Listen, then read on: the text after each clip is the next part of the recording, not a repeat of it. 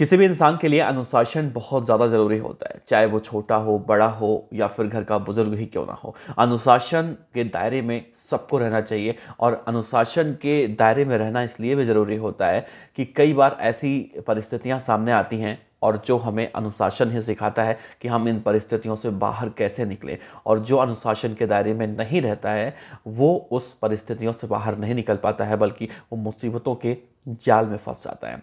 आज के इस वीडियो में हम आपको ऐसी सनसनीखेज घटना बताने जा रहे हैं जो राजस्थान की राजधानी जयपुर की वारदात है। यहाँ पर एक लड़के ने अपने विधवा ताई का कत्ल कर दिया। ना सिर्फ कत्ल किया बल्कि दिल्ली के श्रद्धा वॉल्कर मर्डर केस की तरह उसने अपने ताई को पहले मारा और मारने के बाद हार्डवेयर की दुकान से एक कटर मशीन लेकर आता है और बाथरूम में शव को पहले काटता है और उसके कई टुकड़े करता है, सूटकेस में डालता है। सूटकेस में डालने के बाद अलग अलग जगहों पर जाके वो डंप कर देता है। और इससे भी हैरानी वाली बात तो ये है कि वो इन सब कृत्यों के बाद वो पुलिस थाने में जाता है और अपनी ताई की गुमशुदगी की रिपोर्ट दर्ज कराता है। लेकिन ऐसा क्या होता है कि वो पकड़ा जाता है, वो वाकई में बहुत ज़्यादा हैरान करने वाला है। तो बने रहेगा इस वीडियो के अंत तक। आज के इस वीडियो में हम आपको राजस्थान के जयपुर की सच्ची वारदात बताने जा रहे हैं, जो अभी कल की घटना है। कल यानी कि 17 दिसंबर 2022 दिल्ली में लिव इन पार्टनर द्वारा की गई श्रद्धा वॉल्कर की जघन्य हत्या को लोग आज तक भूल नहीं पाए हैं। और अभी ऐसा ही मामला राजस्थान के जयपुर में सामने आ गया है। यहाँ एक भतीजे ने अपनी विधवा ताई की हत्या कर दी। इसके बाद उसके शरीर के टुकड़े टुकड़े करके जंगलों में फेंक दिया।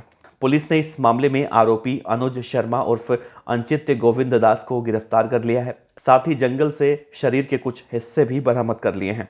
पुलिस उस महिला के शरीर के और भी अंग जो अभी नहीं मिले हैं उनकी तलाश कर रही है और इस वारदात में शामिल जितने भी वेपन्स थे वो सब पुलिस ने बरामद कर लिए हैं। और आरोपी अब इतना ज़्यादा एटीट्यूड में दिखाई दे रहा है, उसे अपने किए का बिल्कुल भी कोई पछतावा नहीं है। दरअसल ये घटना है जयपुर के विद्याधर नगर इलाके के लालपुरिया अपार्टमेंट सेक्टर 2 की।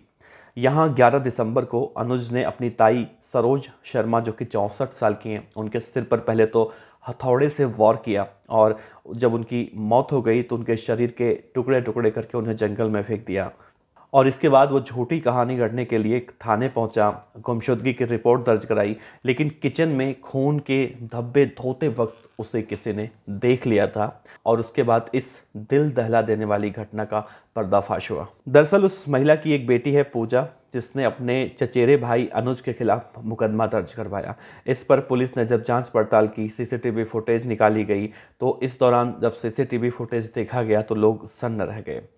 फुटेज में अनुज जो कि आरोपी है वो बैग ले जाता हुआ दिखाई दिया। इसी बीच इसी बैग में महिला का कटा हुआ शव रखा गया था। सख्ती से पूछताछ जब उससे की गई तो उसने वो जगह भी बताई जहां शरीर के अंग दफनाए थे, जिसे अब पुलिस ने बरामद कर लिया है। इस पूरे मामले का खुलासा करते हुए जयपुर के डीसीपी नॉर्थ पेरिस देशमुख ने कहा है कि दरअसल उस महिला के पति की मौत हो गई थी और उनकी 2 बेटियां, एक बेटा है जो कि विदेश में रहते हैं। सब घर पे वही अनुज शर्मा जो कि उनके देवर का बेटा था और वो वहाँ पर रहता था, वो उनकी देखभाल करता था और इसके बदले में उसकी जो फाइनेंशियल प्रॉब्लम थी वो उसे सॉल्व किया करती थी। लेकिन अचानक ऐसा क्या हुआ कि उसने मार दिया। तो इसके पीछे की जो कहानी निकल कर सामने आई है, उससे ये कहानी निकल कर सामने आई है कि उसकी ज़िंदगी में उसकी ताई बहुत ज़्यादा दखल देने लगी थी, क्योंकि वो उसे पैसे देती थी तो चाहती थी कि वो कहीं ना कहीं गलत रास्ते पे ना जाए। तो इन सब रोक टोक को वो बहुत ख़राब मानता था और उसने कहा, आरोपी ने, कि मैं दिल्ली जाना चाहता था किसी काम से, लेकिन मेरी ताई ने मुझे मना कर दिया कि तुम दिल्ली नहीं जाओगे। और इसी गुस्से में मैंने हथौड़े से उनके सिर पर पहले मारा और जब वो मर गई तो हार्डवेयर की दुकान से कटर मशीन लाके उनके शव के टुकड़े टुकड़े करके उन्हें जंगलों में दफना दिया। तो फिलहाल आरोपी अभी भी पुलिस कस्टडी में है और उसे कोर्ट में पेश करके जेल भेजने की तैयारी की जा रही है। दोस्तों, अनुशासन की जो हमने बात की थी, अगर वो अनुशासन के दायरे में होता, हो सकता है जिस तरह से उसकी ताई उसकी देखभाल करती थी, फाइनेंशियल जो कंडीशन थी उसकी ख़राब थी, तो वो उसे हेल्प करती थी और वो नहीं चाहती थी कि वो किसी भी तरह से गलत संगत में पड़े। जिस तरह से उन्होंने अपने बेटी और बेटों को पढ़ाकर विदेश में सेटल किया, उसे भी कुछ इस तरह से करना चाहती थी। लेकिन आप आरोपी को मानसिक रूप से पीड़ित कह सकते हैं। उसे अपनी ताई का समझाना ऐसा नागवार गुजरा कि उसने अपने ताई की हथौड़े से पहले हत्या की, उसके बाद शव के टुकड़े टुकड़े करके उन्हें जंगलों में दफना दिया। तो फिलहाल हमारे समाज में ऐसे बहुत सारे लोग मिल जाते हैं, तो हमें उनसे सावधान रहने की ज़रूरत है। और कम से कम हमें ये तो ज़रूर देखना चाहिए कि अगर कोई बड़ा कुछ कह रहा है, अच्छा कह रहा है, गलत कह रहा है, सबके अंदर ये होता है जज करने का सेंस कि कैसे उसको परखा जाए, कैसे उसको जांचा जाए। हालांकि ऐसे केस में जब आपको फाइनेंशियल रूप से वो हेल्प कर रही हैं, पढ़ाने लिखाने की आपको कोशिश की करा रही हैं, तो कहीं ना कहीं वो गलत तो नहीं कह रही थी। हालांकि अब इस पूरे मामले में अब आगे क्या कुछ निकल कर सामने आता है वो तो अलग बात है, लेकिन हमारे समाज में ऐसी घटनाएं लगभग लगभग रोज़ाना घटती हैं, जो कहीं ना कहीं सुनने के बाद लोग हैरत में पड़ जाते हैं, रिश्तों पर से भरोसा उठने लगता है।